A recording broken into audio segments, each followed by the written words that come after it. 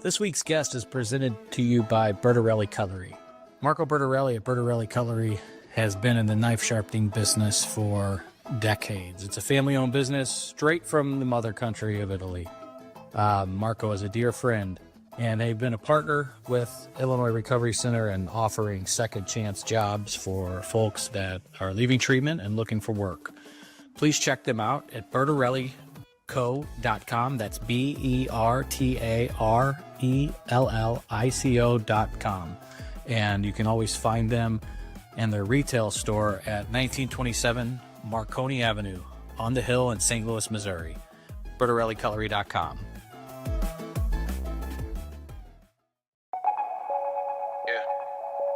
I'll react if I had to. Put some things in the past too, and don't let them distract you, but react if you have to. I'll react if I had to. Put some things in the past too, and don't let them distract you, but react if you have to. React if you have to, Don't know the time, just know that I'm, one of a kind, What's on your mind, What hard to find, Beautiful mind, Still in my prime, Just know that I'm here. What episode are we on here? By the way, Pondoff's Anonymous, welcome. 21. Are you sure? I fucking No. It's 21. So this one that Jacob and Alex just did without me. Counted as 20. I'm having feelings about him doing a podcast without me. I needed a break, man. Your name's on it. Guy went to New York for 5 fucking seconds. That was a disaster. Yeah, we tried to do a podcast from there, guys. It did not work out. I couldn't get the fucking pizza out of my mouth for them to understand me. Did you fold it? Oh yeah. That grease just drips. Yep. It was a great trip though. Yeah, we were gonna do a live one, so we re-released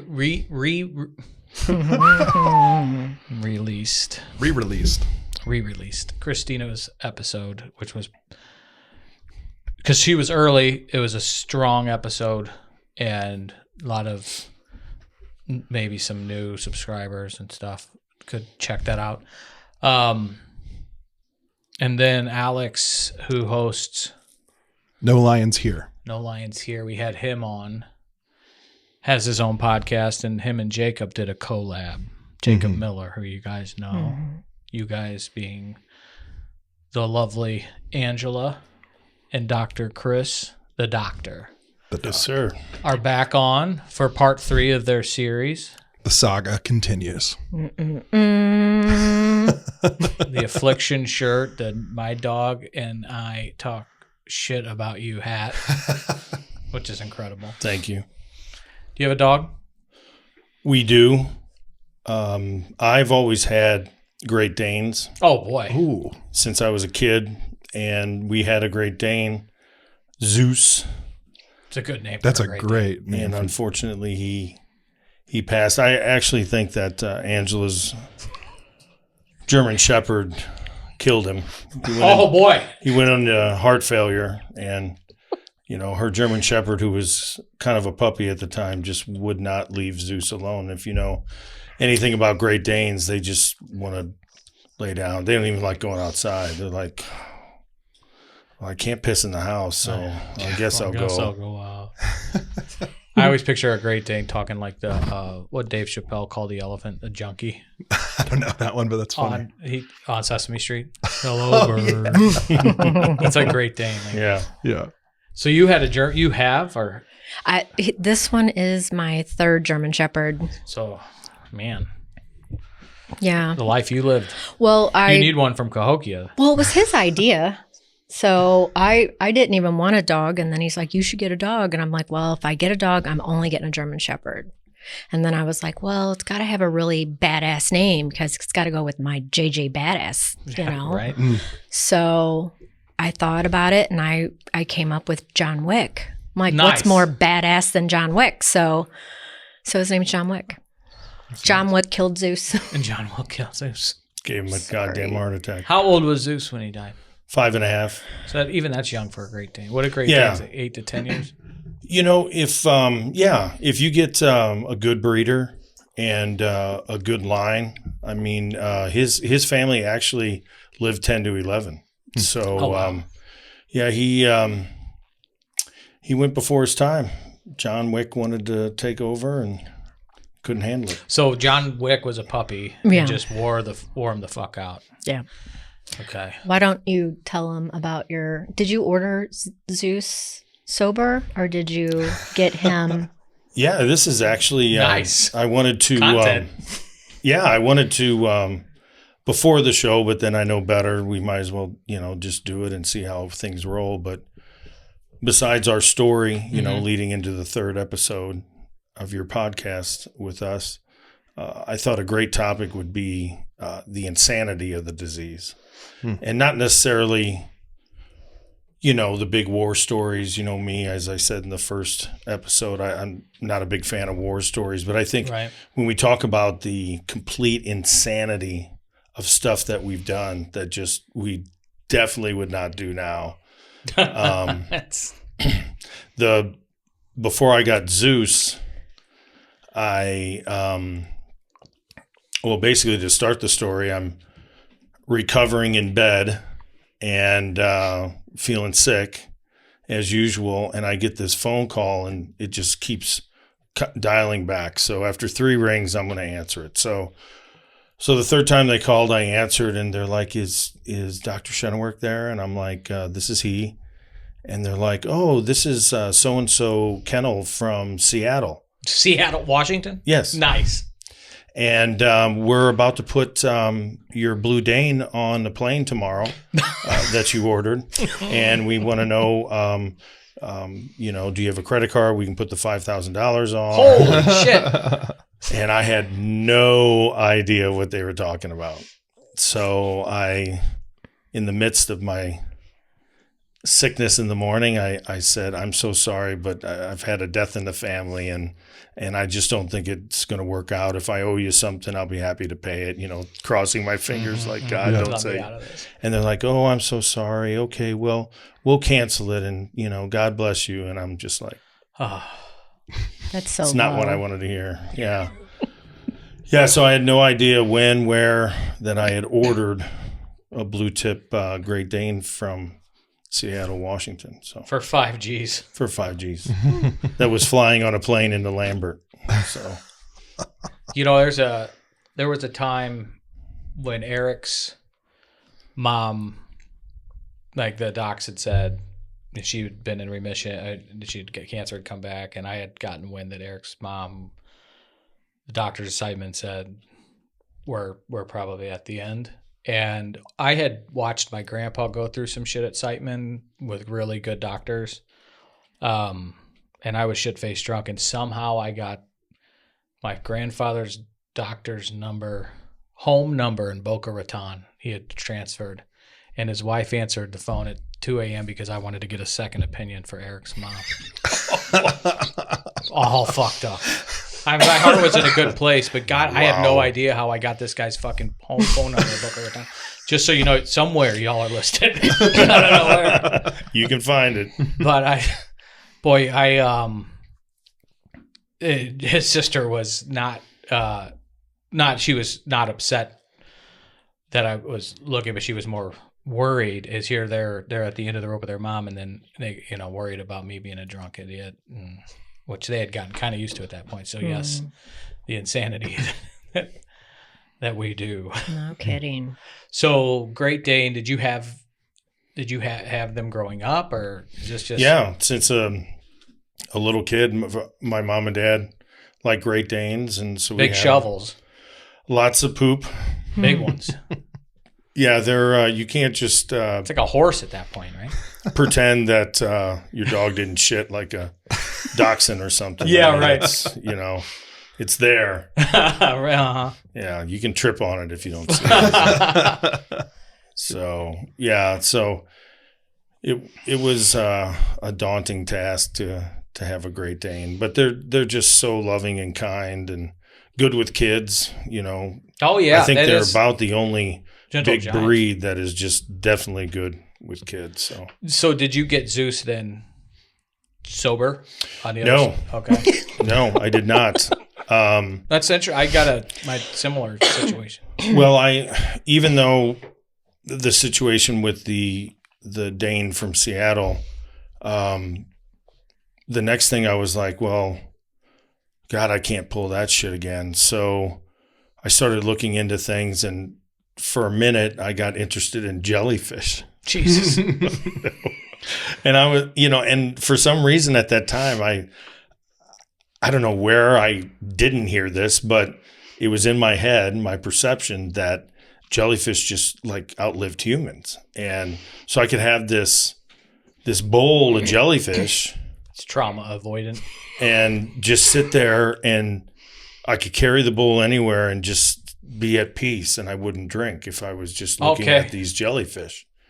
It was a whole LED setup because they were transparent. So unlike me. Sure. And this is pretty transparent. I've seen that at aquariums before. Really badass looking, actually. Yeah, they are, man. When they glow the different colors. And wow. All I know is they'll fuck you up. Yeah. Yeah, you don't want to touch them. So I didn't think about that. Yeah. Some people are into that. Yeah. That's your I'd have everybody pissing on me every time I that's your clean kink. them out. So We don't kink shame here. it's all right, whatever you're into. But yeah, so that fell by the wayside. And then right before I got Zeus, just fell by the wayside. Your jellyfish aquarium didn't work. The whole thing out. fell apart. But so I thought we lived on a lake, and I love the sound of wood ducks. So anybody that hears this, later pull up on YouTube the calls of wood ducks. It's so peaceful. So I thought, well, I'll get wood ducks. Insert wood duck here. Yes. And so a lot of people ask, no, not a wooden duck. They're a breed of duck called wood ducks. And everybody's seen them.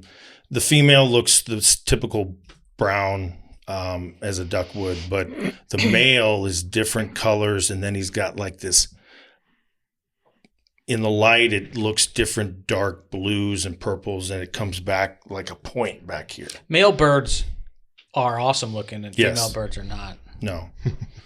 But unlike our species. Right. Exactly. He just looked at Angela like a piece of meat. Do you get that often? Yeah. Oh man, he just said exactly, and like, But getting a little hot in here. Magic's still alive. That's right. Amen. So I found a place in Wisconsin that had all these different types of ducks and rare chickens and birds. And so I literally ordered them, not even like, just boom, press, go. Thank you for your order. Then all of a sudden, the post office is calling me, and it's like, you have these ducks at the post office. I'm like, Do you remember this order? yes, Okay. yes. And so they actually came in a USPS box like this big. Baby ducks. Oh, no. Oh, great. Yeah. And inside was, I guess, some feed and a wet sponge. And they were Picture alive. The animal rights activists are going to be protesting outside the window here at IRC. So in the meantime, my dad had built a roost for them, which is like 2.5 feet off the ground, a small hole. They go in there, they lay eggs right away, apparently. And you just put chicken wire around it, and you keep them there 7 days right by the lake. And then you just let them out, and they know to stay there. I'm like, well, this is brilliant, So I put the ducks in there, and the chicken wire wasn't ready. So I had this bigger dog pen that I set them in. And it was a typical spring weekend where it was like 75 degrees and hot. So I'm like, okay, I'll keep them out. And they did fine. And then the next night it sleeted and like dropped to 35. Oh, shit. Okay.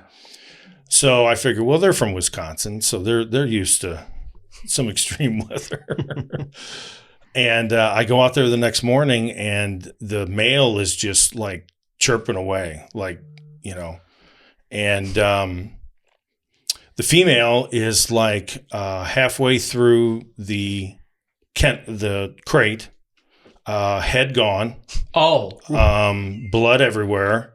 And this motherfucker had to sit there and watch this unfold, you know. I mean, he's probably out of his mind now. He's a crazy duck at this point, traumatized. Sure. I'd be a crazy duck, too, if I saw that. So I just opened the cage and let him go. Never saw him again. That was it. That was it. What got it? What got to it, you think? I mean, when I thought about it, well, somebody even said this. They're like, I don't know what got it. And they're like, you know, Shank, are you crazy? Like, they're at the bottom of the food chain. They're right above worms. Like, even swimming, snapping turtles will get them. An eagle will come down and get them. Sure. Coyotes, fox, wild dogs. Great Dane. Didn't have Zeus yet. But, yeah. So the ducks didn't work out. The ducks didn't work out. That was quick. I'll say. And then I finally got Zeus. And that was it was exactly a year before I went to rehab. Okay. And so, yeah, I wasn't a very good trainer. I wasn't. You and me neither. So, but the blessing is that my loved ones, you know, took care of him very well while I was in rehab. Yeah. And then the third Amigo, she actually housed dogs and stuff. She wasn't much then anymore, but she had 2 Great Danes. So she took him while I was in San Diego. Okay. And for a little bit afterwards, and then he was a whole different dog after that. So it was neat. My dog was 3 probably when I checked in. According to my mother, she like jumped right in her car when they went to get her from my house. It smelled like a fucking tavern ashtray, and took her and got her a bath. And my mom picked me up from, or actually my little sister picked me up from treatment when I was discharged, and then got back to my mom's where Bristol was, and they had fucking painted her nails hot pink. Got to fucking go to rehab for 1 second. And your dog puss out my dog. Transgender. Yeah. Right. Yeah. So Bristol saw 2 sides of me. I don't think anybody was happier that I went to rehab than Bristol. She was. I do have a picture. I woke up once and I looked up. I was on the floor, obviously, and she was on the bed looking at me. And that was probably from 2012. I got her in 2010, so 2012 to 2014. She had not a whole lot of structure. And then when she met my wife, she like clung to her. Thank God you're and here. had an anxiety bone that we call it. She would shoot because she was always, I think, afraid I was going to fuck this up. And probably wasn't a big fan of the last one, or God knows what I was bringing home back when, towards the end, especially. So yeah, that's, I know there's a lot of times we'll hear people can't, I'm using air quotes, check into treatment because they got dogs or cats. And they just like you're not doing them any favors until you get clean and sober. Absolutely. We'll call a place and we'll find, we have plenty of resources. I'll watch your fucking dog or cat if it's what's keeping you from checking into treatment. I think it would be great to have something somewhere where they can take their dogs for addicts, alcoholics while they're in treatment, and have it be like where people donate money towards it. It's like a boarding. Yeah. Because when I was on a mission at some point to do just that, like, hey, can you cut these people a deal because they're trying to better their lives?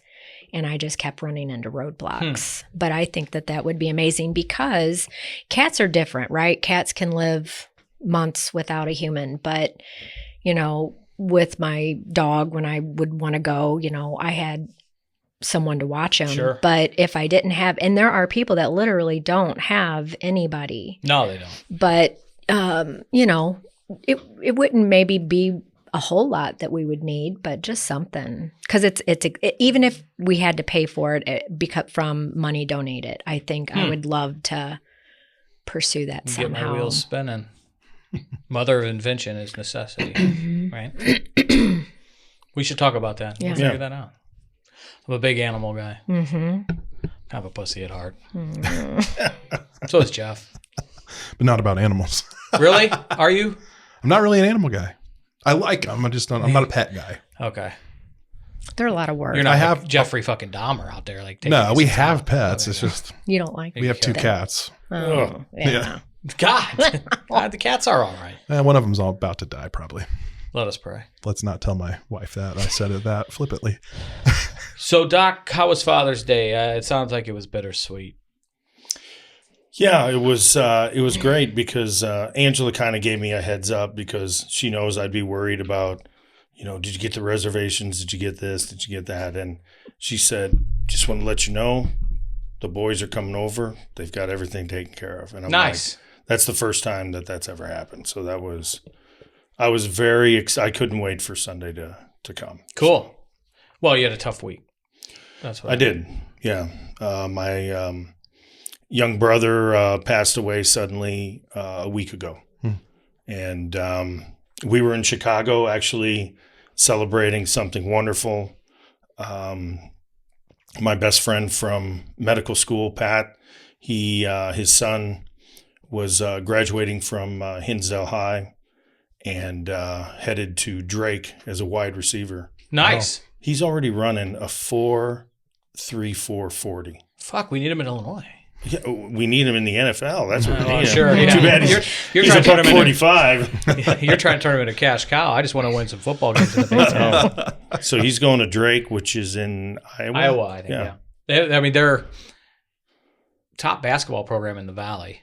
And then I'm not sure about the football program, but yeah, in Iowa, I feel like that's right. Yeah.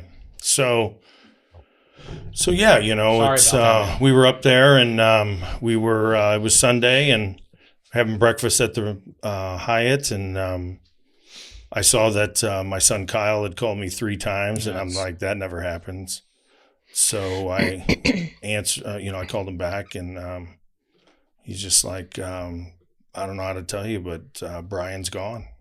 Oh, so your son had to tell you. Yeah. So, yeah, it was a sudden thing. Not saying he was the, healthiest person in the world. He was struggling with not addiction, just other illnesses, but doing well. And so it was 1 minute he was there and the next he was gone. That was it. So. How many siblings? Just him. Oh, Yeah. fuck. Sorry, man. Yeah, and it's what's really interesting is that because of recovery, he and I developed a new relationship. From growing up, Mom tells this story that I'm probably like 2, and he's under 1, but he can stand. And we're outside, and there's this crib. And she's like, give your brother a kiss. Give your brother. And I'm like, no. And then I guess finally I came over and he came to the crib. And apparently I reached through the crib, grabbed his face, brought it against the crib. Smashed it. It's like a cage match. So that was, yeah, exactly. That's kind of was our relationship from then on. It was, yeah, let's just say, it's hard to look back and say what it was, but it was enough that my dad was constantly through the years saying, would you just get along with your brother? Can we just have a nice Christmas or, so definitely, my parents had noticed something and he and I just never talked or anything. And there was never like one thing. It's pretty close age. If you're 2, a year and a half, alive, yeah, basically. that's super close. Yeah. So Can't get much closer unless you're twins. I don't know how the female body works. Don't let me mansplain here, Angela. My wife will fucking kill me if I start mansplaining. But Mansplaining. yeah, like talking about how childbirth works. Please. Yeah, right, exactly. So I just know that there's a 9-month and then there's a period of You're supposed to leave her alone. right, a leave her alone time. So 1.5 years is pretty fucking close to the. yeah, my dad didn't leave her alone, So that's where. which is kind of the story of their relationship. So. But Is your mom and dad still around? yeah. Oh wow, that's I have to bury a son. That's Yeah, and they live To use right the next to word. each other on my mom and dad's property. So my brother and his wife built a house. I mean, I could throw a football into their front door from mom and dad. So, but I got a good arm too. So, but I digress. That's super humble. Thank you. I am so sorry. I mean, it's heartbreaking to hear anytime a parent has to, that a child goes before a parent, even at this age, it's not right. So how, in terms of your recovery, it's fresh, but this is a new grief journey for you. And it's only 8 days old, but how do you notice anything that as you're grieving? Because this is I mean, I can't imagine how tough this loss is for you, and to, not want to self-medicate, but I'm sure there's, I don't know. You tell me. Yeah. Well, just to finish that point up, because I think it leads into this, is that the first time that I remember us kind of like just being together and something had changed was when he and mom and dad came and visited me at rehab. Oh. And he just sat there and listened. He was engaged. He wasn't on his phone or anything. He just listened. And then before they left, he gave me a hug. We never hugged. And he said, "I'm proud of you." And that was it. That's pretty profound. Yeah. I mean, that changed a lot of things for me. Like, wow, if he's noticing this, and again, this is me still in my self-centered self, but, if he noticed this, then I must be doing something good. And then after I came home, he was constantly texting me and calling me and vice versa. I would send him my quotes every time I make one, my journals. Oh, those quotes. I thought that was sweet. Or was it? Oh, no, it's not. Go ahead. You don't like my quotes?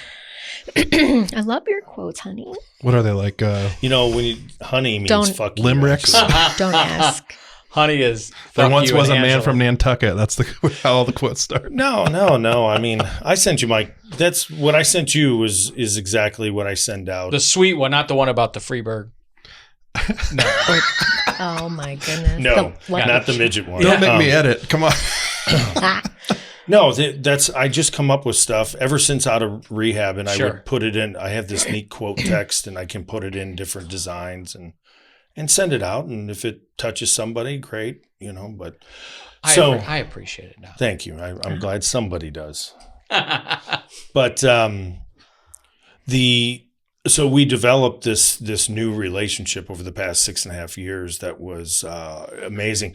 When I knew that he was coming over, I was excited because we had developed something where he and I would sit down, usually Angela was there, his wife Tracy, mom and dad, my boys, and we could just feed off of making fun of everybody. There you go. In a good way, it's making fun of life. I appreciate that sense of humor too. I have a pretty dark sense of humor that I could, if I'm very cancelable. Like a stand-up comic, let them fucking be funny. God, yeah, just sit back, listen, make fun of life, and self-deprecating more than anything. I'm making fun of myself more than anybody else. Absolutely. So it was just fun, and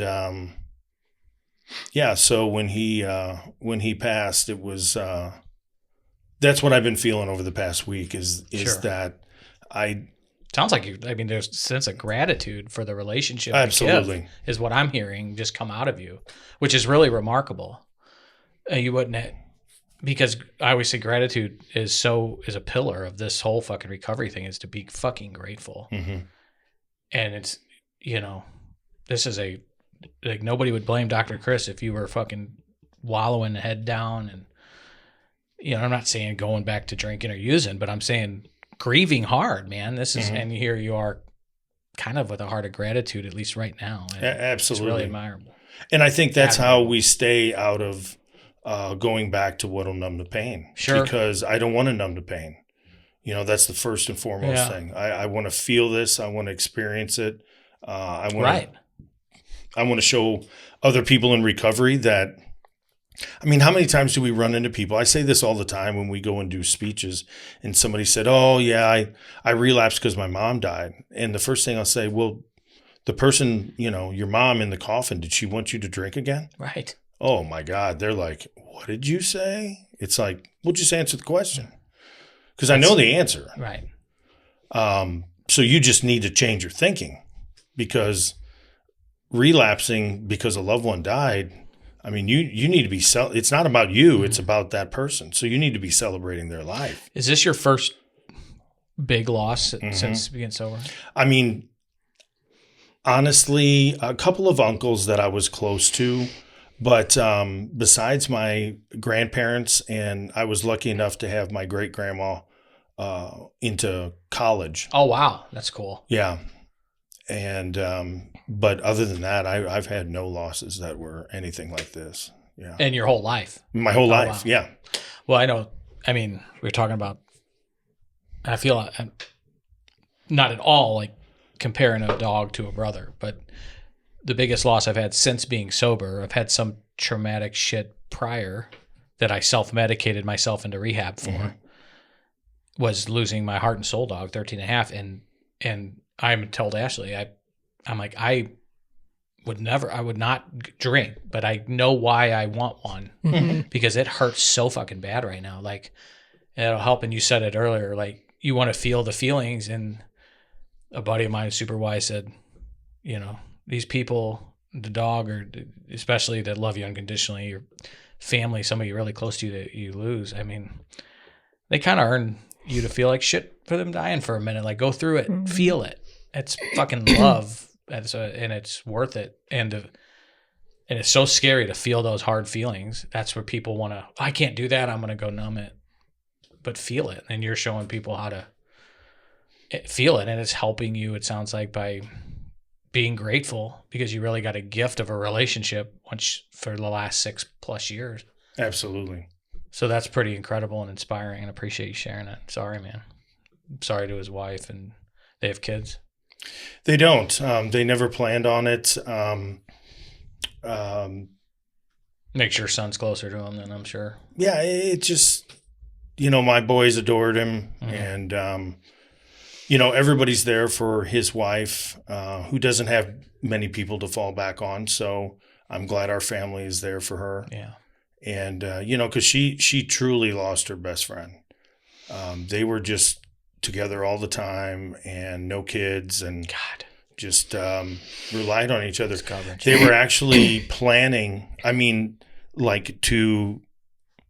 if he wasn't going through this leukemia treatment right now, which he was kicking ass with, they would have already left. Their dream was to move to Thailand. Oh, wow. If you leave and you go to countries like that are U.S. friendly, appreciate people coming there and spending money, you can get a nice house on the beach and have people there working for you, and you'll never run out of money. I've heard and that. they just wanted to do that. You're And like they had royalty. and they had friends on these different websites that were already in countries like that, and just guiding them. And he had, be careful with the hookers over there in Thailand. yeah, there's that. Oh, sorry. Just what I heard. You're the lady boy before you know it. Yeah, exactly. Surprise. All these, 21-year-old women working at your house, cleaning your pool when you don't have a pool, it's. What's that? Send me that website. Thailand sounds pretty nice. It's fucking humid, I bet, over there in Thailand. Yeah. So they were looking, So they were ready to go. And, God. Yeah, it just, he was just waiting for the word from oncology that he's good, they're comfortable. They had a pill that he was using that was just, the cancer didn't show up again. It was amazing. Yeah, and you had mentioned pre the show that he had been battling, but all like that's, you don't think wasn't that? I think the stress of that probably led to ultimately his demise. Sure. But no, it was not a direct relation to that, especially, excuse me. Dr. Chris is taking a drink out of a clean energy can. Go ahead, Jeff. I try to sound Clean cause. Clean donated a case of these for us. Yeah. They wanted us to check them out. So we're drinking them, and they're pretty good. The peach one, because I'm comfortable in my manhood, can drink let's a all peach. hold them up. Hold up. Salud. Salute. Don't sweat the petty things. Pet the Salute sweaty to Brian. things. To Brian. Oh, God bless. Amen. to Brian. So, and what'd you say? 50% of the net profits of Clean support addiction recovery. Yep. How about that? Yeah, so people should be buying this. No, it's actually not bad. They have what I like about it. They have, it's not, Monsters and Red Bulls. These have sparkling, like they're like LaCroix, but with, a kick. a kick. And Yeah, it's not cocaine. If you go to cleancause.com and use Pondoff as your promo code, I think it's 20% off. Ooh. Yeah. Is it Big Dick Pondoff or just Pondoff? Just Pondoff this time. We're saving Someday that. you'll get that. I know. Yeah, we're saving Still that for hasn't that happened. 41. that Thailand website. Well played. Angela, sorry for my crudeness. And sorry. She's never been around that. What did you pulled up on some of the apps, and it seems to be pretty clean Yeah. in general. It didn't have any red words, so Yeah. maybe just the artificial flavor is the only thing that might be bad. But other than that, it looks So for good. an energy drink, it Yeah. should be a good one to get. Do you see problems, just quick medical aside, with energy drinks? Oh, absolutely. Open and cut. I mean, shut case. I stopped drinking energy drinks. Like Monsters and Red Bulls and shit? Absolutely. Yeah.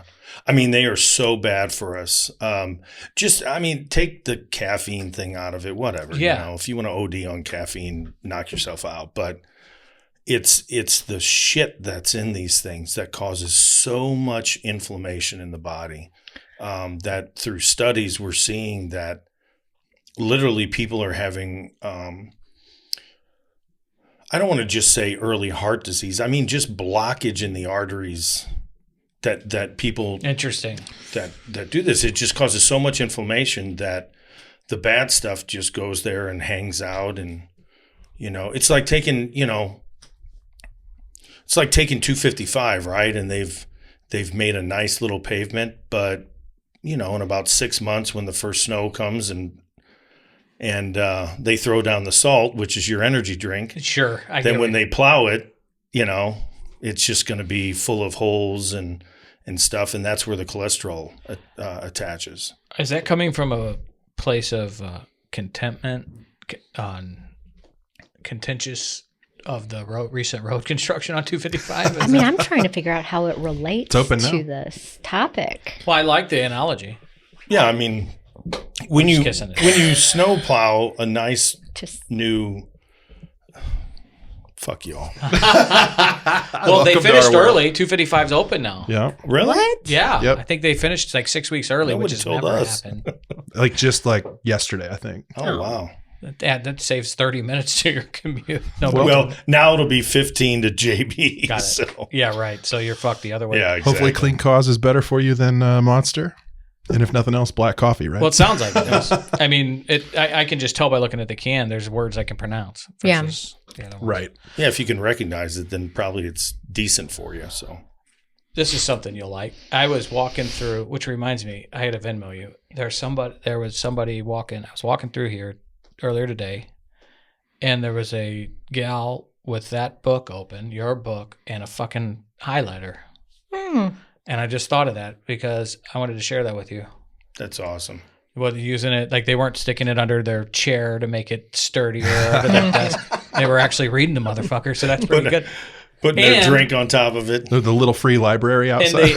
in honor of our astute student of treatment, they had a highlighter out. Very good. Nerds. Angela was making fun of you on our episode. There you go. Rehab nerd. Hey, Do you have some of these? we You just just got bought some. a Yeah, case, case. yeah. Yeah, I'll get you one. Let's do a giveaway. Yeah, good Oh. idea. You love those giveaways. I love them. People love them. It gets me people signed up for our newsletter. Nice. Nah. Yeah, We like, have a newsletter? like we talked do. about last time, the if you want a book, I know you guys were going to put my number on the websites, so you can just text me. Oh yeah, and what's I'll your mail number? you. I'll mail send it you, to whoever would like one, a book, and I'll put in there how you can donate if you would like. All the proceeds go to a scholarship fund that the three Amigos set up to help addicts get in financially to rehab. Awesome. Well, don't let me forget before we leave to send you that memo. Yeah. And I'll get you his cell so we can. Yeah, let's put it on there. So three Amigos, we kind of stop with your stories individually, and you wanted to come back and talk about what you two do, not just in Three Amigos, but when you go out and, like, when I first met you was at our first ever alumni, 45 days in, maybe it's like day 48 of opening, which we just had our 2-year. Mm-hmm. June 12th. Congratulations. Pretty incredible. Still, Eric and I were texting, like, still pinching ourselves that not only we got the doors open day one, but we're still here. Like, it's just crazy, and talk about gratitude is eternal. But that's when I met you guys, and you guys, so talk about that, because you guys did a song and dance about who you are and, you know, what your program looks like. And so share a little bit about that. If you can. That's kind of what we wanted to do tonight as a third part. Yeah. Well, before he starts, like, with being in rehab with him, I didn't realize, I didn't know him. I really didn't. And then when he's like, well, let's just start our own meeting, I thought, my God, like, how? Like, we don't even know what we're doing. We're newly sober. Like, so we went to Essential Services in Missouri, because we were always in Missouri looking for meetings, and we found the Central Services facility, and we went in and we just looked at what was on the shelf, and it said, you know, to start a meeting, and then all the little pamphlets, and he bought like 50 pamphlets and told me to look online and see what it takes, and I'm like, why is he bossing me? You know, I'm just kidding. Yeah, you're used to that by that. I'm like, what? Like, you know, like, what is Central Services? I've never heard of this. Each district has a central service, basically, Okay. or maybe not even district. I don't even know. I think it might be a Missouri thing. I don't know. This is going to sound horrible. And all the people that are like district, you know, people. Like diehard AAers. Yeah, they're going to, but there's one in, where is that place? Not Maryland Heights. I think it is. Up by Riverport? No. It's not Maryland Heights, but it's basically where certainly a group, a facility where they have meetings, but also you can buy coins there, you can buy books there. Okay. You can set up a meeting there. Like, if you have questions about meetings in general or AA in general, the best thing to do is to call Central Services. Okay. Yeah. Got it. So you guys went there. We went there, and he just started grabbing stuff off the shelf and said, look this up. And then I'm like, okay. Assistant of mine. So, like, I didn't have anything else better to do, you know. But I did, and it was something where they sent me just this packet in the mail, and it told me what to do, and then I did it. You just fill out a form and give it a name, and we did it. And not knowing we did not know what we were doing, but we just did it one step at a time, and here we are. It's kind of a pun. Mm-hmm. Yeah. Good pun. One step at a time. Oh, yeah. This could be like a motto for an AA group. Instead of one day at a time, one step at a time. Because they're not the standing stills. Nice.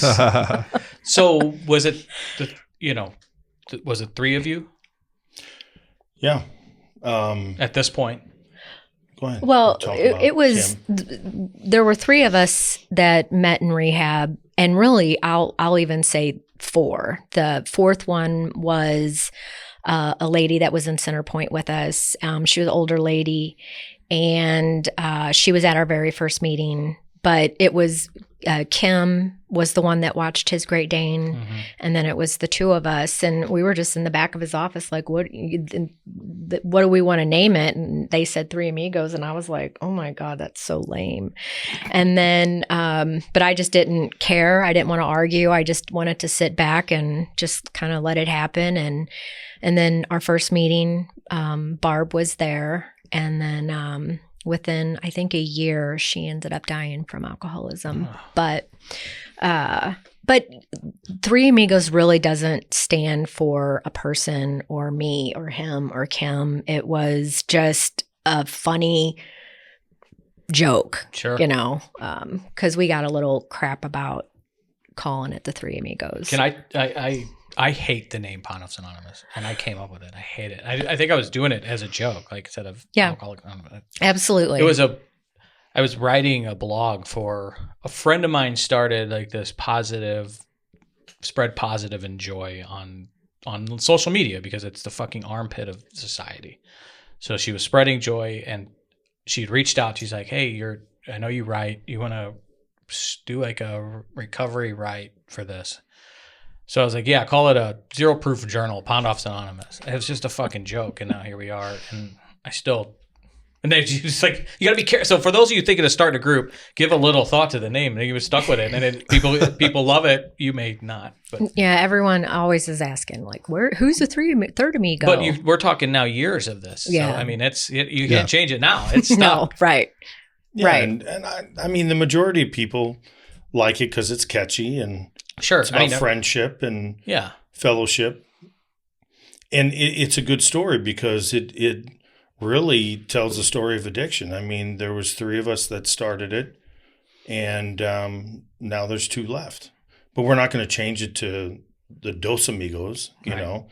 We're going to keep the name, and that's the reality of this disease.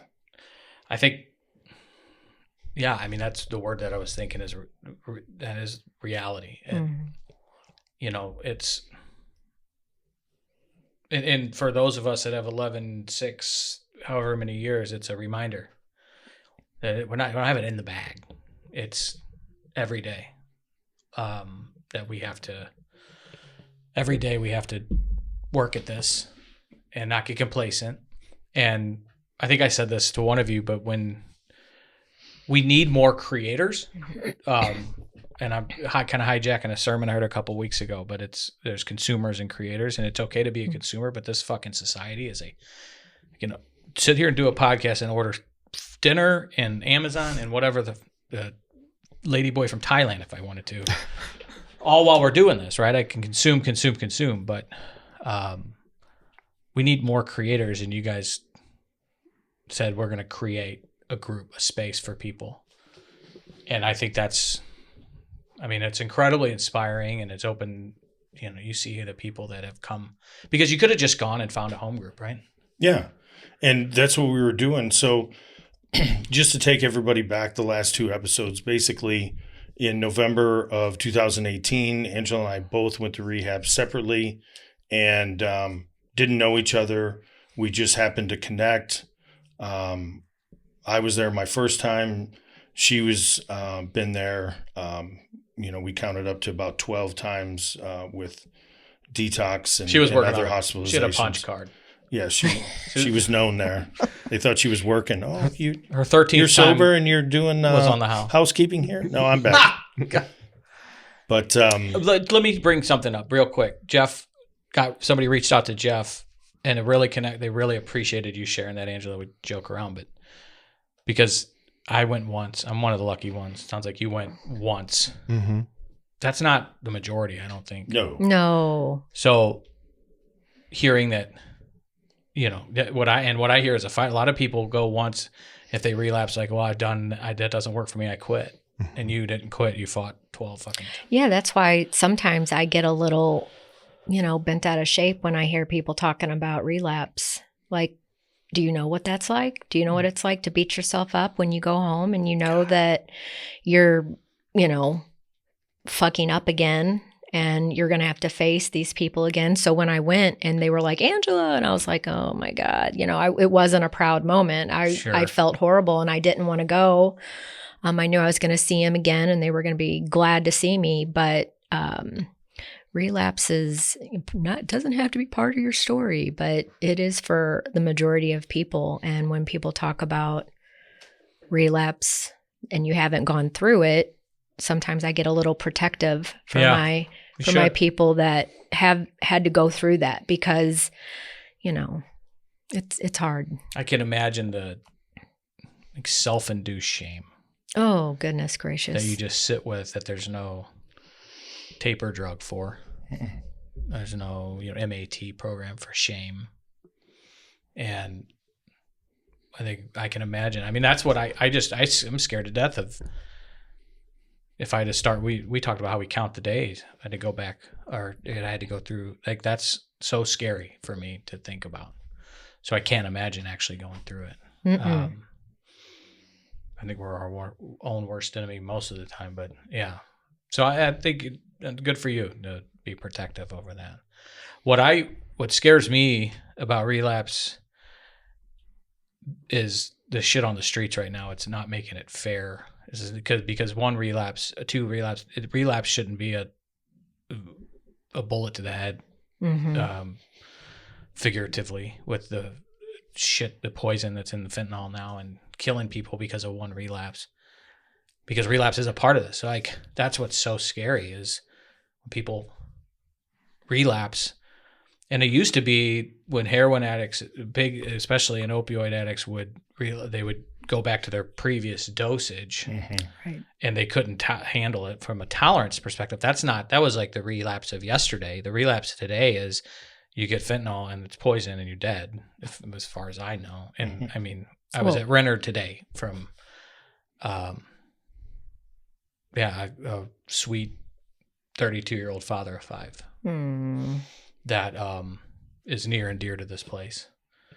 And I go to church with his sister, and it's not fucking fair.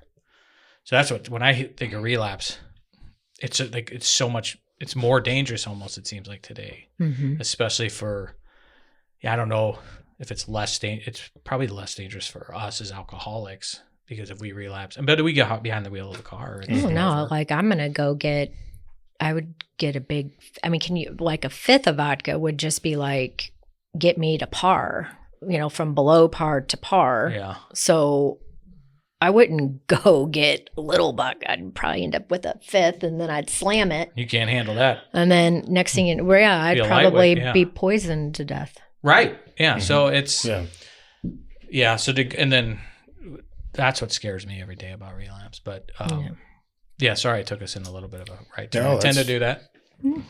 That's great. And then, Center Point's a 4-week program. So Angela did her 4 weeks, had to go home. I did, left and did 2 more months in San Diego. And then February 11th, 2019, when I got back, Angela and I started hitting meetings right from the bat. And as you know from her story, she couldn't drive because she had just gotten her second DUI and was going through that. And then, so I was picking her up, and then, a month later, that's when I said to her, hey, what if we start our own meeting? So that was March of 2019. So since then, we've had the main meeting, which was always Fridays at 6:00. But you guys, real quick, so February of 2019, you started going to meetings, and in a month, you had this. March 8th was the first meeting. So that's how much he is a go-getter, overachiever, and aggressive. So February 10th was when you got home? I flew in, that was Sunday, and then February 11th was my first day back at work, and we hit a meeting that night. What was it that drove, what was your drive to do your own meeting? Accountability. Okay. Yeah, that's what I'm curious. Convenience, to be honest. Okay. And not that I didn't pray on it or really think about this. I had a good feeling about it. And when we researched it and realized it's just like the big book. Not? I mean, just 2 people in coffee, 2 addicts in coffee. And, the other stuff that we need really is they just want to know the address and get things ready to put it on the meeting guide app. But for AA, they really make it simple for you to start a meeting, which I think is wonderful. Pastor at church always, they say, and I'm learning this, Jeff knows them. Like if you say, hey, we need to do, you'll be careful saying that because like, oh, great, you're doing it. We need something on Tuesday nights. All right, you're leading it. Like, Yeah. So I get the convenience, like, oh, I don't want to do it on Monday night. I want to do it. Okay, well, fucking start a meeting then. Or, you go and create it. Go do it. You got to be careful saying that. So I when you said convenience, I get it. That's legit. And at least you filled the gap. You didn't just bitch about it. I don't have something that's convenient to me. You went and made something, which is a doer. We talk about that quite a bit. But I think that's pretty ballsy that's a go-getter to just get home, say we need to do this and maybe do it a little differently and let's do it. So what I would do is I would ride to work with my sister. She would drive me to the bowling alley in Columbia, and I would sit with my brother until it was time to go over and help get the meeting ready. And so like I thought, well, it's something to do on a Friday night. Otherwise, I'd just get into trouble. I can't do anything else. I can't go anywhere. So sure. Good night to have a meeting. Let's do it. So Friday night, why not? I've seen people white knuckle it Monday through Thursday. If that big old Friday comes around and Well, when he would drop me off on Friday night after our meeting and going to dinner, I remember thinking, shit, man, I'm home until Monday. What am I going to do? And my car was in the garage. It had keys, it had a battery, it had gas. And I thought, oh man, like what I wouldn't give to be able to just get my car and start it and go somewhere. So I was really appreciative of having those meetings and him coming and picking me up and dropping me off all those times. That was a lot. And during that time, again, we kept our relationship just about two alcoholics trying to help each other. Nothing romantic, just really there for each other. And I mean, certainly people would be like, after they heard us speak or something, they just assume we were married. But no, I mean, to me, that's how aligned we were, Sure. We were just, even back then, we didn't know what alignment was or what we were getting ourselves into. We just did what we knew what was right. And it, led to current day stuff. So, and then almost 1 year exactly, our 1 year anniversary of the Three Amigos, COVID hit. And the main meeting we went to in Waterloo, which now has been there almost 50 years. At the time, it was like early 40s. And they helped us get sober. They were at a church, so they had to close down. So then we took over their two meetings on Monday and Wednesday. So for a year and a half, maybe a year, we were having meetings in the back of my office Monday, Wednesday, and Friday. And it was great. So the Waterloo meeting was its own meeting in addition to the meetings you guys created on Friday nights?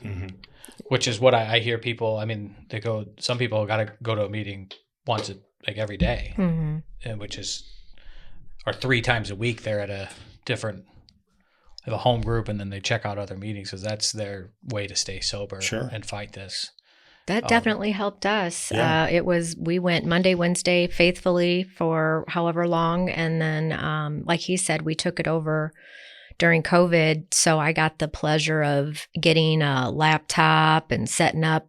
We didn't know what we were doing. And his boys were like, set up a Discord account. I'm like, what's Discord? I know what Discord is. My 11-year-old has Discord. We did not know what Discord was. So we set up a Discord before Zoom came out. So then everybody was like, how do you get into Zoom or how do you get into Discord? So I would be on my phone texting people on how to log in and then adjust their speakers. So bless your heart, like I know your pain.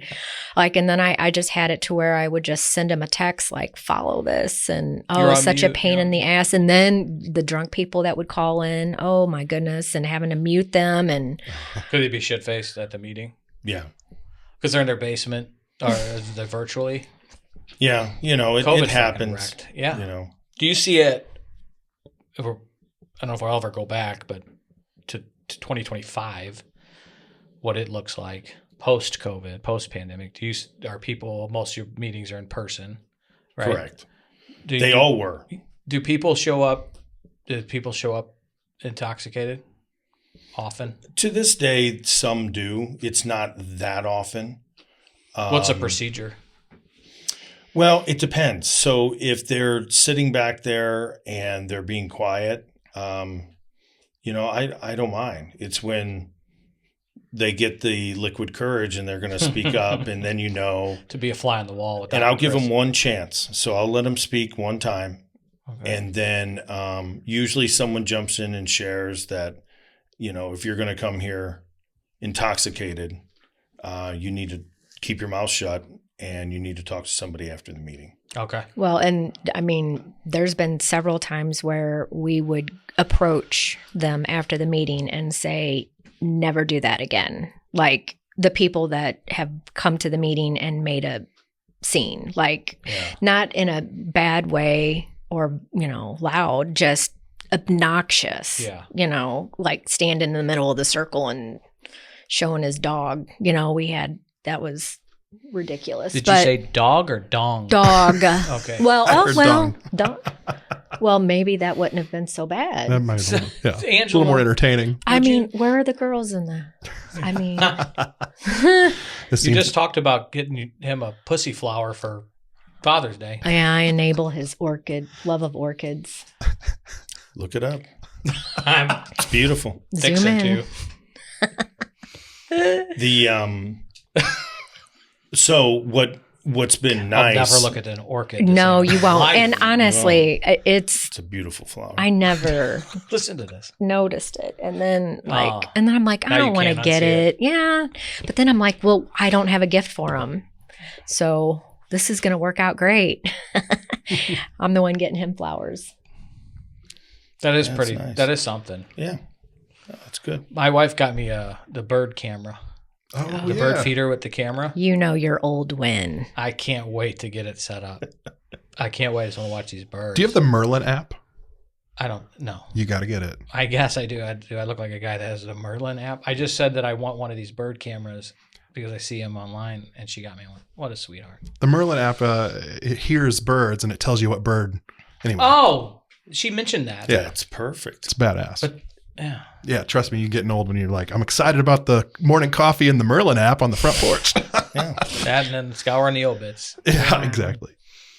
That's bad. but yeah. So I can tell you that with the conversation we have with these people afterwards, it's never repeated with these people. Yeah. But if it would, the next thing I would do is Linebacker them. I mean, open field tackle. No, I would go over there and whisper in the ear that we need to step outside, and you know. But again, you can't blame somebody for being at their wit's end, and they're drinking or they're drugging, and they're like, they get a spiritual moment and like, I've got to go to a meeting, but they're not grandstanding, right? That's a character defect. So they're going there drinking first, usually to be like, haha, well, I'll just go there, you know, drunk and stuff. You know how we get crazy in our disease, and so we got to shut that down because order otherwise, $5,000 dogs from Seattle. yeah, Right. it's kind of like that. But I different. think it's like you just said something that's really important. Like if somebody's really fucking struggling and they relapse and they immediately say, I got to get to a meeting, and that's different. Absolutely, 100%. That's somebody that you almost want to fucking hug and say, you're in the right spot. Let's talk afterwards and see what we can do if we need to go back to treatment or what is the next step. And then you get the liquid courage and, like you said, somebody that needs to get knocked down a couple pedestals. Class clowning. Yeah, that's what it is. So the person that's coming in because they finally get a God wink and they want to figure this out is going to sit in the back. You're going to see them sweating, crying, Right. you know, having a spiritual battle. They're not going to be in the middle of the room walking up and showing everybody an actor who's been sober 20 years. That's what happened at one of the meetings. Okay. Like, look at this guy and stuff. Yeah, you can tell. Yeah. Yeah.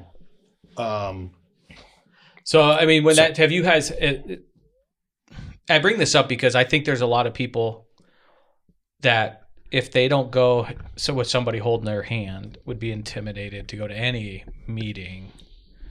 It's intimidating. It's a scary thing, I'm sure, right? Like, I mean, like the thought of me just walking into I think I could do it now, but I think, so you got to make that space pretty safe for people like that. Absolutely. Right?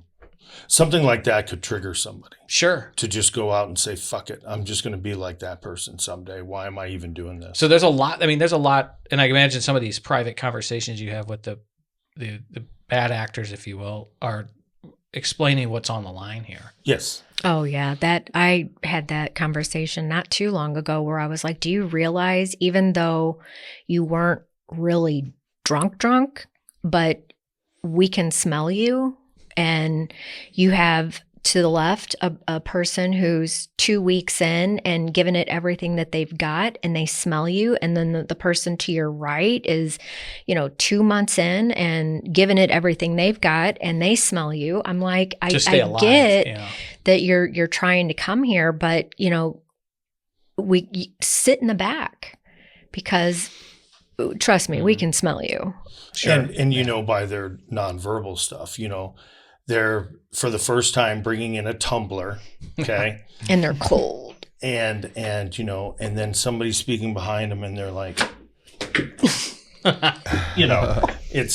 yeah, and the look and everything. So we have a little conversation, and then if I need help, I have people to just because we don't want to make a struggle. We don't want to scare somebody away from that. Will use this. They'll play the victim. Like, look how horrible they treated me in front of all these people. We don't even want to give them that opportunity. What we want to do is definitely explain to them the danger of what they're doing, because every single one of those people drove there. Do you guys ever have, and this I'm something thinking out loud and thinking kind of from Jeff's point of view, being non-alcoholic or addict, although he was fucking on one this weekend texting me. Hey, shut up. God damn. He was experimenting. Yeah. Yeah. I was safe. You were okay. Cured and cultured. Someone else drove.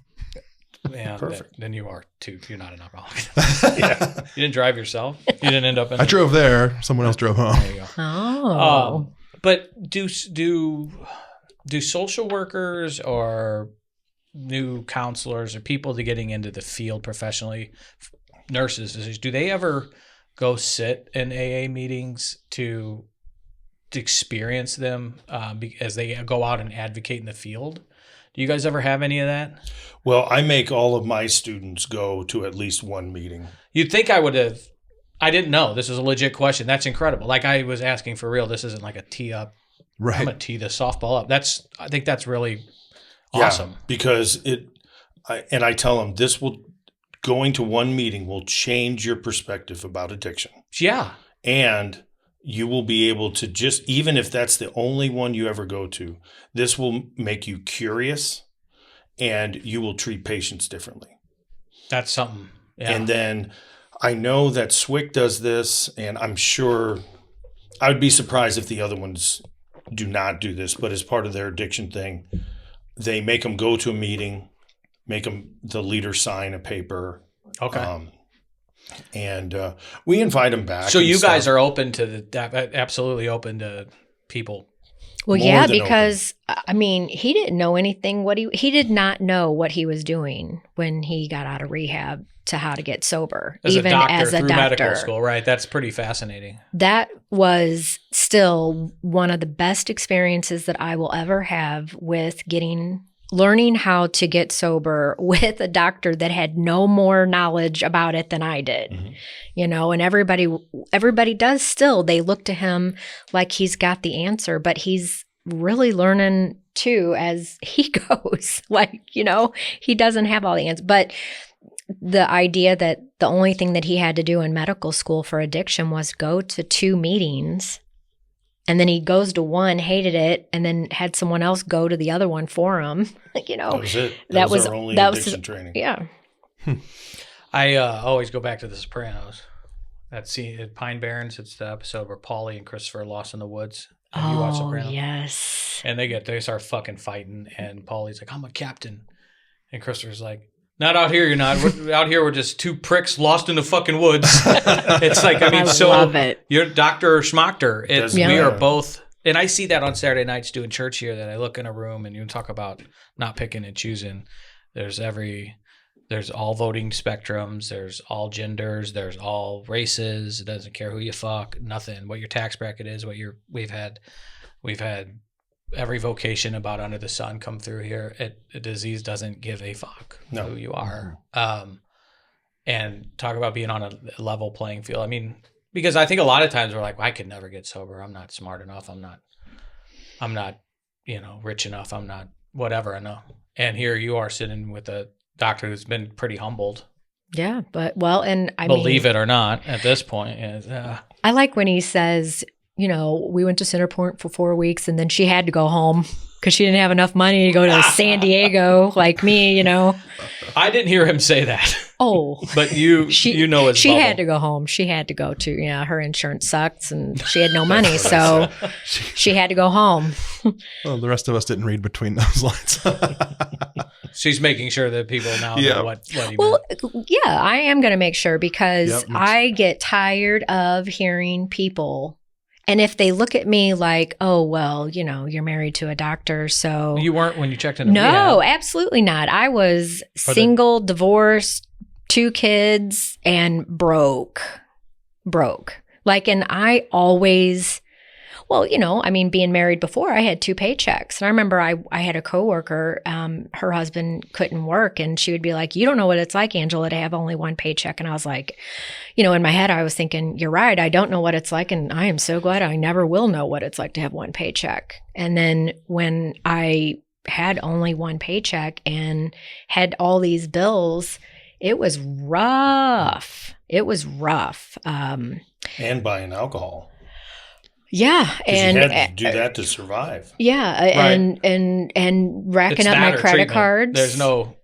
credit card debt from it, the whole 9 yards. And then when I went, I joked about having a combined statement billing with Centerpoint. I mean, I truly had 3 separate accounts that they combined into one envelope for me. And like I said, I paid $50 a month, $50 a month. I did $50 for them, $50 for Progress West, $50 for the ambulance, that damn ambulance, that ambulance cost me $1,200. That was the Don't psych ever get ward airlifted. ambulance, So, Right, those helicopters are like 50 G's. Yeah, 50. so Oh. Granted, there's I don't want to.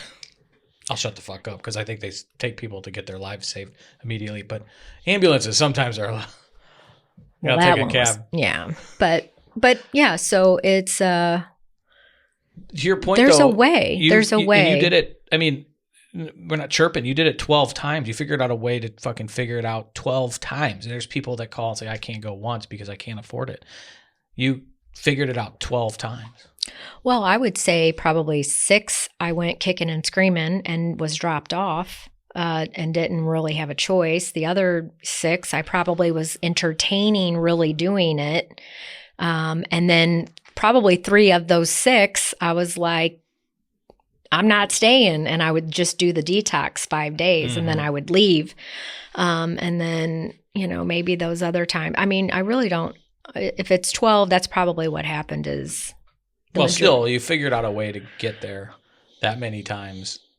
And pay for it eventually however in the that end. looks. And it takes some time to rebuild back your financial stability, but it's possible without anybody else doing it for you. He didn't get me out of my debt. And I'm just saying for the one record, felony. he didn't pay for any. I paid for my own boobs. I'm just Oh, saying. okay, good. I did. Good I've to been know. wondering that the whole time. Rehab. Weren't you? No, you know what? I'm killing that rumor right now because everybody's wondering, why are you looking? I'm not. Are you I'm looking at your eyes. Eyes up, mister. Eyes are up. I'm I need looking one at of those. Chris's tits. He paid good money for us to look. B cups, motherfucker. Those They're are like, of packs. course he paid for her boobs. No, he didn't. I paid for my own. Jeff, you got your. I was kind of zoning out for a minute, and then I'm like, "What's going on?" Boobs. Look at how red he is. Oh my God, you guys are rook. Look at him. to say boobs, and that gets Wake everybody's blood anybody flowing up. a little bit. Do you have a question No, I'm just good to know About the boobs? about the boobs? He can't. I should have went bigger. He's trying to think of a flower that looks like a boob. Oh, Can't. I'm still thinking of the orchid. It's addictive. It is the first addiction that we face is It doesn't panic and stop. control, right? So, I've derailed, but I am proud of you. I think it's inspiring to rebuild your finances and then pay for your own augmentation. Did he do it? oh God, no. Okay. It's a doctor. Wrong type of doctor. Yeah, you don't want me and a scalpel near you, Chris. Got it. If he did If you this, see that, you need to Get run. the fuck out of here. Yeah. I wouldn't be able to stand up straight. That's funny. Yeah, they would have been water balloons. God. So I would have had something to say in it, but no, I think, that's the unique thing about both of our stories is, I can give a perspective of, I went to rehab one time. I should have gone 12, but I didn't. And so far as of today, I've got it. We'll see what happens tomorrow, and then also just that the disease can affect anybody. Don't assume that it's just, the poor people under the bridge or Uncle Bob or, whatever. I mean, it can be your best friend and he or she's just hiding it, because of shame and guilt. So When I talk about it, I mean, I'm pretty open about it when usually second or third conversation with somebody, they all have somebody very close to them, if not themselves, that is teetering or is a full blown, needs help. They're at that point. So the circle isn't, you don't have to throw a rock very far from anybody to know or love someone in their love circle that is currently throwing their life away or being completely overtaken by the disease or very, very close to it. Mm-hmm. Has it changed the way you practice medicine? 100%. Yeah. More so in the way, the addiction part comes easy now because it's just, I learned what needs to be done. I'm working it so I can rattle that off. But I think the most important thing is I'm grateful every day. And in my disease, I was sick every day. I didn't know how to be grateful. I was just pissed off. Learn to show mercy, because when they don't get it, I still give them a good talk, but let them know that this is from a place of love and I don't want to see them die, tolerance, patience, pause, all of those spiritual gifts that I was fortunate enough to receive. I use that every day in the office. I mean, I hear that. Like, I try my best and I fail often, but to parent with those qualities. And I didn't parent technically when I was drinking. My son came after I got sober. I don't know how I say that all the time, how I could parent because I was not patient. I was liquored up or pissed off or both for the last 3 years of my, at least. So when I heard you rattle off how you've changed, approaching your office is, I mean, and you were obviously a father before you got sober. It probably helps in that arena too. I just imagine. Granted, they were older. I mean, my son can test my fucking patience even sober, but you got to have patience with being an effective parent. You guys are parents. Everybody in there is. Yeah. I mean, and that was non-existent when I was at my worst. So it's like, that's one thing that I am, like, to your point, grateful for. If I hourly every day. and you're lucky in the sense of they were definitely younger when you were struggling. When we were struggling, they were older, so they had the capacity to decide not to be with us. And for me, that was the hardest thing, which would piss me off even more. And Sure. I mean, I was going to drink anyway, but I would drink because Get defensive, pissed. Yeah. resentful. Right. And in fact, when I did my resentments in step 4, I'm glad I put my boys down, because I resented the fact when they would question me if I had alcohol in the car. I resented the fact that they wouldn't come over. You know, that's shit I had to let go of. Sure. That was totally unfair to them. But it was a resentment, you know. I've heard a parent deep in it out of defensiveness and anger at their children getting wise, which starts at a pretty young age, throw in their face of all the things they do for them as a parent. Then that person's gotten recently, and they've worked on, they were like, holy fuck, like, how dare I do that? how dare I throw, like, you don't question my drinking. I provide you, you're fucking supposed to. You brought the child into the world. That's, you don't throw it in their face that you're giving them. But think of it this way. It's just a sickness. It's what comes after that. I mean, in a true sense, if you were going to be honest, don't question my drinking. I provide you with a house of horror. Right. Yeah. Right? Not, yeah. So that's the honesty. A house of love. It's right. not like a roof over your head. Right. It's a destroyed life that you have to live in. Yeah. So what do we, how then look back and how do I even start that sentence? Mm-hmm. I mean, yeah, I'm providing a horrible life for these people. And that's what we need to be saying. And these, I've seen also, I mean, I know the three of us are that included, but like when we get clean and sober and are able to work on it, it's not even the way it's not the way we think. It's the disease that is making us get defensive and petty and angry and all that shit. Because it's like, what the fuck? When you get that out of your system, and it's not who you are, it's the disease. Right. And we've seen it all. I mean, parents put their oxygen mask on and get clean and sober and be the best parents on the planet. And it's possible. Mm-hmm. Absolutely possible. And in fact, you talk about doing something miraculous for your kids would be doing that. I mean, that's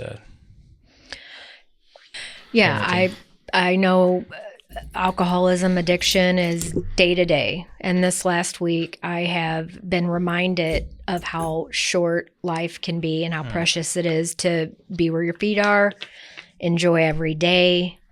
So, you know, in your disease, or when you get sober, they're like, just for today, you know, don't think about the future. But I love telling my sponsees, set a goal for what you want for your life to look like in 5 years. Because if someone would have told me a year into this, that in 5 years you were going to, you know, be married again, buy another house, have another dog, and then, you know, be married to a doctor, I would have said no. You just thought they were.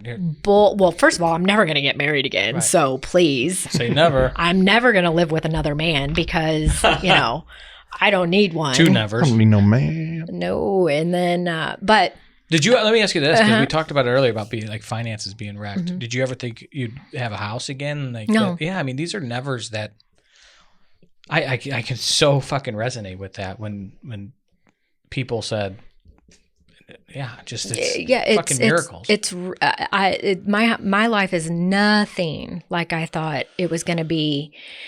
And you know, it's that corny saying where it's better than I ever even dreamed of. And it really is. But what is incredible, I just got chills, is I have the best relationship with my boys.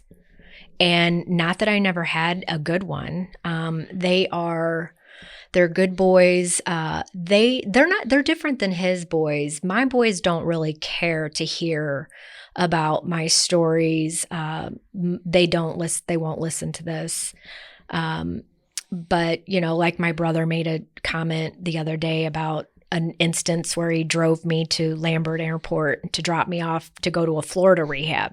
That was one of Dr. Phil's places where he took his patients. So the idea that this was going to be beautiful, and I get there and it is a hellhole. Wow. And I'm calling him. I'm like, what did you do? But anyway, he is making a joke about having to drive me to the airport and makes a comment. And my son was saying, I really hate it hearing that. They don't like to hear these stories. His boys will listen to him all day long, but I think it's hard for my boys to hear it because they remember seeing things that they shouldn't have had to have seen, and it breaks their heart. But getting back to having a goal and having something to look forward to, if there is anything that you don't understand how great it is to have a relationship with your kids when you get clear. One girl said the other day that she was able to look at her kids in the face like within 2 days of getting clean, and she could see their faces, and it was just a beautiful thing. And I remember that. I remember, like, we went to the mall today, and I remember going to the mall with my boys and having to drink before I even drove them to be able to drive them. Does that make sense? No, that makes no sense. And then, but being able to be present with them in every moment that I am in their presence, and it's priceless. But I remember people coming to me and saying, don't you love your kids? Like, yeah, like, I love getting girls. I get them so mad when I'm like, do you really think that you love your kids more than I do? Like, yeah, because look at you. Look at what you did to your kids. People say that to you? Oh, I don't think many people have. I've heard it said to my face like a couple of times. Is it like online? But I'm sure, no, face to face, Jesus. like family, friends. Okay. Like, how can you do this to your kids? I would never do this to my kids. Like, do you really think you love your kids? Do you slap the fuck out of them? I mean, well, now you go all Cahokia on them? They're from Cahokia too. So. Oh, wow. Yeah, well, to say shit like that. Yeah, I mean, it's like almost...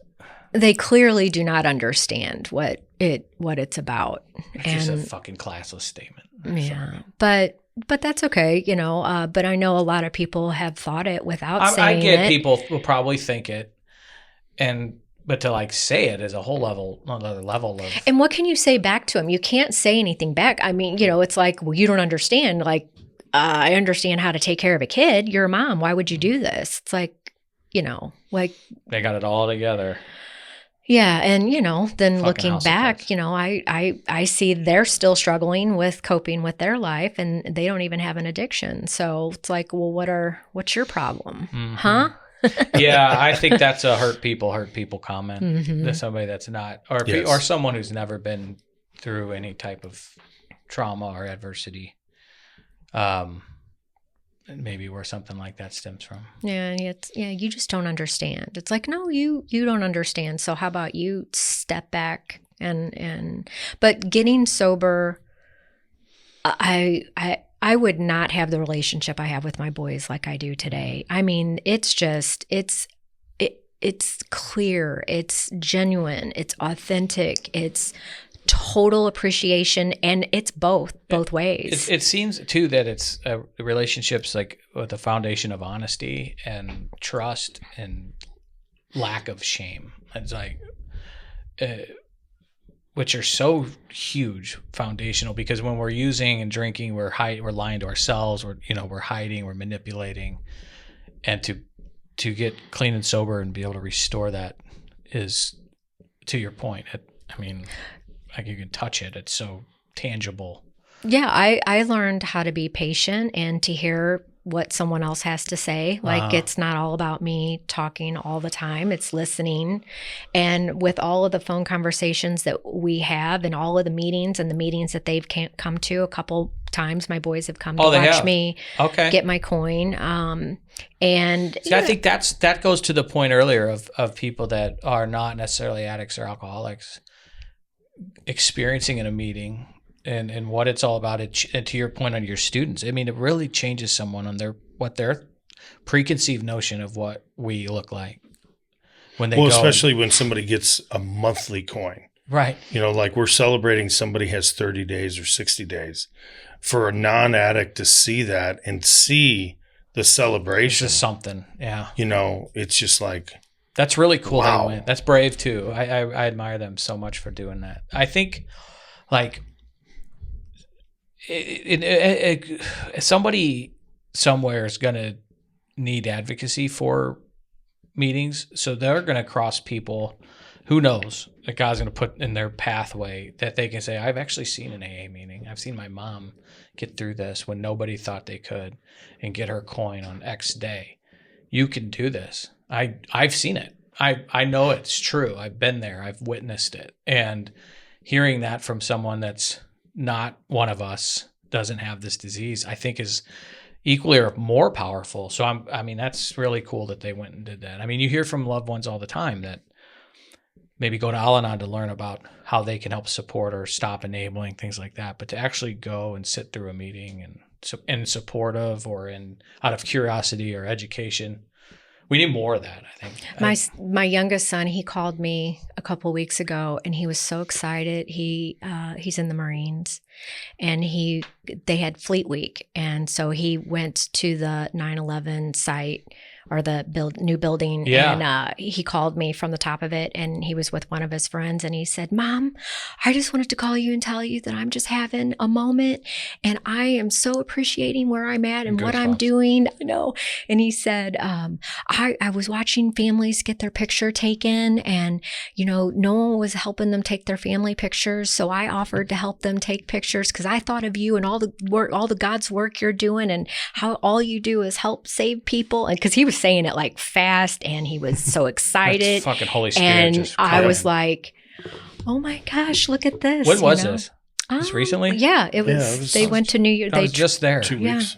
Fleet Week. I didn't. This is like one of the first trips that I didn't go to the memorial. I usually always try to make it and I family in Staten Island, so I grew up going to Staten Island, taking the free ferry into Battery Park, which I always tell people, if you want to take a boat tour, just go to the free ferry back and forth from Staten Island, and you'll see it all. And then you can walk right to the memorial, which is super important. But we were uptown and then over in Jersey for a little bit. So, but that is crazy that he was there. We might have overlapped that. Yeah. I love New York. I think it's that place is fucking breathless, hallowed ground. So I've had a moment there where the Holy Spirit just takes over. So that phone call was one of those moments where I realized that I have made the right decision by keeping my sobriety first. Yeah. He thought of calling me and sharing, and the thing that did it was, I watch you do God's work, and I watch you help people have better lives. And I thought of you, and I'm helping these families take pictures so that they have these memories. And, it was happy. It was smiles. It was joy. Yeah. It was all of that. And he called me because he was just absolutely in that moment. And I was like, I would have never got that phone call if it wasn't for me choosing this path. That's so awesome. I'm glad you shared that. That's incredible. And thanks to him for his service. I can't put into the words my respect for it. Well, you'll like service, this. and especially Marines. When we got married, America married, not Mexico married. Right. America married. This is great.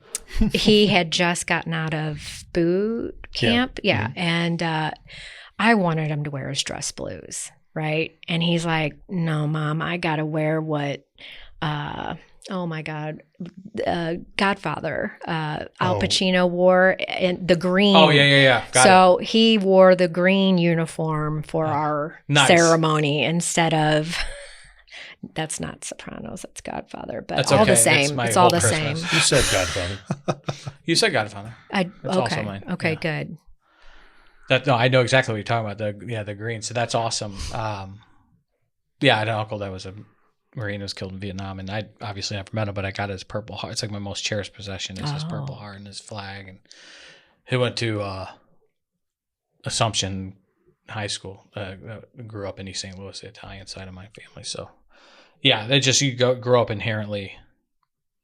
My father loved his older brother, and when we talked about Marines, Do you call it gravy or sauce? My red sauce? It depends. So I usually call it sauce, but I do say it's good gravy. We say it quite a bit. But Do you call it macaroni or do you call it noodles? I call or it pasta? macaroni. Okay, good. Yeah. All right. I'm just making sure. I have a few And friends. I don't call it mascacholi. Mascacholi. I go to the bowling alley and give me some mascacholi. Sorry. Some mozzarella. Mozzarella. So the guy I talked about that was kind of a DB last time. He was Italian, and he was the one that got me through those years. Yeah.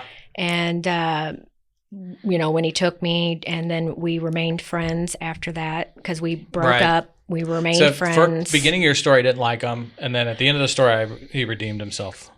Yeah, and to give you a little Now he's Italian. Now I well, so he's from Jersey, and he was there on 9/11, and when that happened, he had used the ferry, took the ferry to work, was down there, and when it happened, he heard all the things and saw all the things, and in order to go back on the ferry, they had to spray him off. And so when he moved here, and we would be in St. Louis and we would see the planes, I mean, he had like a moment where he was like, holy shit, why are those planes flying so damn low in St. Louis? So, he had some, traumatic stuff from that. But, and I think that he was seeing that I was just wasting my life, and he just knew that I had potential and was just trying so hard to get me out of it. But here's a lesson about this and about appreciating life was he ended up dying suddenly from a heart attack. Oh, fuck. So the last, we were together 5 years, and then we dated, after we dated, friends for 3 years. And it was at the point where he actually had to have surgery. It was in October. And I told him, I'm like, I got to go stay with him because he doesn't trust me. Because remember, I stood him up Cabo. I'm late to everything. He's like, you're going to come over here and stay, and you're going to take me to the hospital first thing in the morning for the surgery. And he's like, I don't know if you're going to go. I'm like, no. He's part of the deal with me. This is good. And so he's like, cool. So I spent the night and took him to surgery and all that. So that was in October. And then in December, he drove himself to the hospital because he had a thing with his heart. And I thought he was just being dramatic because and so then he had a stent put in. His parents didn't know. Now his mom's from Brooklyn, and they're in Florida. And so she was calling me like, where's he at? And I'm like, you need to call your mother and tell her what's happening with you. And then he got better, and he fell over in his kitchen from a heart attack after having stents put in. And so I feel like the last years of his life, he worried about me and tried to make sure I was good. And I think I was kind of like Zeus to him. Oh, fuck. You John Wick them. Yeah. You John Wick them. This poor guy. But you know what, though? Like, that was another thing for me is, not that I'm not doing this for myself. I'm doing it for me. I'm doing it for my boys. I'm doing it for all the people. But, I'm doing it for Jimmy.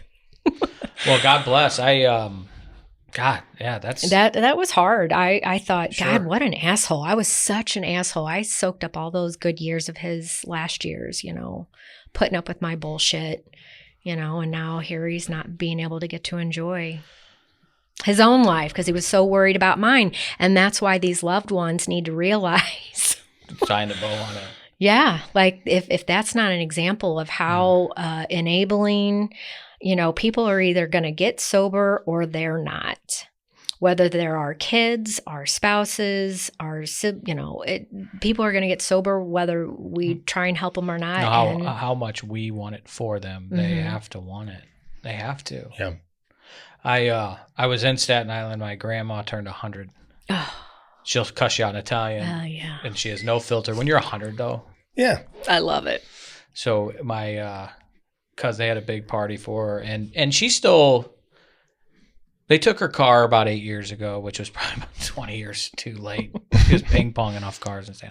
But she still has like the Italian hair up here. You can see through it, but it's like black and she colors it. But yeah, she's doing, it was something to go and to celebrate. And it was, in the heart of Staten Island. So you can use your stereotypes. So that's why it was hard to do a podcast remote, because I was covered in gravy. Can't put it down. It's so fucking good. It's in the water. It's in the water. Guys, thanks a lot for coming back. We'll keep doing this. We got, we always like having other voices, not just me, Jacob, and Jeff. So it's kind of a floating rotation. So if you ever want to come tell a cool story or just bored, come co-host, and we'll, if you got anybody that would be a good guest, let us know. We'd love to have them on, share their story. I'm sure there's thousands and thousands that come through your rooms that, That's a good one. yeah, let them know. I mean, because I will say this, like, we're not doing this for money, obviously. It's really fucking life-giving, to share your story. And you never know, you're not going to see the impact. You might, if you're lucky, see a little bit. Somebody will reach out. You see the tip of the iceberg. But I was telling this the other day. For the Winter Classic, the Blues Hawks game up in Wrigley on New Year's Eve, we were at a hotel and met a guy there who was from down here, Blues fan, hit it off, and he was having a couple pops, and we just got to talking, and I don't forget how, maybe why I wasn't drinking, I don't know, but told him my story, told him about IRC, and shared with me that he had been struggling and been through this before. And then we watched hockey. Blues kicked the Hawks' ass, amen, and that was that. And I share that because about 2 weeks ago, him and his wife reached out, and he needs help and is getting it. And you never know when you plant those seeds and you tell your story what God's going to do with that shit. And I bring that up because if anybody's listening, or if you guys know anybody that wants to come on, that's what we usually record every Monday night. Come to IRC, sit down in our beautiful, luxurious studio and have some clean and talk about your boob job, and we can have you on the podcast. Yeah, we prefer that. Bring a pussy flower. Will you next time bring an orchid? I want an orchid in here. All right. Yeah. Well, So it'd look good right there, wouldn't it? Next All to you the have to Doc's do book. is once a week put 3 ice cubes in it. That's it. That gets it good. every good, Monday. Good and lipped. Yep. You get it? I get Okay, it. sorry. Thanks. God, I'm such a fucking pervert. One thing I would like to say before you land the plane is, we'll, if you haven't already, if we can put the pamphlet on the website so people can have some meetings if they want to come, and they can always text us, and we'll be happy to go to meetings with them. And also, the program that me and my peeps started at both Memorial hospitals, that if you're struggling and you're really sick, go to Memorial in Belleville or Shiloh, and we have an inpatient program there. So we can get you to a meeting at their medically stable. Okay. And then get you to somewhere the next step after that, hopefully. That's cool. I'm glad you mentioned that. And you said it. We'll list your cell. I want to get the books out, and then if people, it's amazing. Somebody will just call, what hospital is that I can take my brother to, or my mom to. They'll have that information. Awesome. And I want to make sure that people know that they are invited to your one of your meetings, and to make it their home group. Be All great. they got to do is drink the Kool-Aid. 0 proof Kool-Aid. That's right. Learn the handshake and drink the Kool-Aid. Yeah, we have initiations. No prostate exam on entry. Well, We can't let you know about it's secret Secret. initiation. Last time I had my prostate exam, and Doc had both his hands on my shoulder. What was the joke I heard? You know, it's bad when the nurse comes in after your prostate exam and says, "Hey, who was that guy?" Hey, the doc. All right, you probably heard these a million times. Never gets old. No, it doesn't. I got about 10 that I rattle off pretty routinely. My wife rolls her eyes like rollier and rollier every time, if that's a word. Rollier. She's a fucking angel, by the way. And somebody said today that she should get like per diem for dealing with me every day. That well's dry though. I don't have. Yeah, I mean, well, you should get her some orchids. I will. I'm gonna get her some orchids when I get home tonight. Give me some orchids. All right, we gotta go. God bless you guys. Thank you so much. Dedicate the episode to your brother Brian. Oh, awesome! That is great. And, Thank you. We're praying for Tracy and you and the rest of your extended family, Angela, and your sons, and anything we can do. Holler, obviously, and keep feeling your feelings. Yep. You know the drill. You have to. All right, guys. Thanks for being here. Let us pray.